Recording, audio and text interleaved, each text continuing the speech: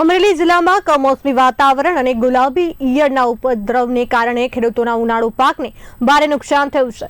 કપાસ, મગફળી અને ડુંગળીના પાકને ભારે અસર પહોંચી છે। આ સ્થિતિ વચ્ચે ભારતીય કિસાન સંઘે તાત્કાલિક વળતરની માંગ સાથે સરકાર સમક્ષ ઉગ્ર રજૂઆત કરી છે। પ્રમુખ અમરેલી આજરોજ અમારે પ્રદેશની ગાઈડલાઈન મુજબ અતિવૃષ્ટિ થયેલ ગઈ તારીખ 25 થી તારીખ 1 સુધી આખા રાજ્યમાં અને ખાસ કરીને અમરેલી જિલ્લામાં અતિવૃષ્ટિ થઈ એ અનુસંધાને આજે અમરેલી મામલતદાર સાહેબને આવેદનપત્ર આપેલ ખેડૂતોને વધારેમાં વધારે સહાય ચૂકવવામાં આવે। અમારી માગણી તો એવી છે કે બેંકનું જે ખેડૂતોએ ધિરાણ લીધું છે બેંક અને મંડળીનું એ સદંતર માફ કરે અથવા તો હેક્ટર નહીં એકર પ્રમાણે ખેડૂતના ખાતામાં 100% વળતરના પૈસા નાખે એવી આજે મેં માગણી કરી છે।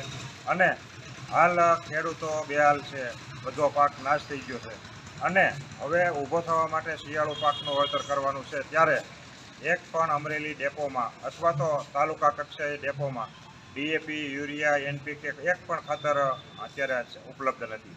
તો અમને એ ખબર નથી પડતી કે ખાતર જાય છે ક્યાં અને ખાતરની અછત કેમ ઊભી થાય છે।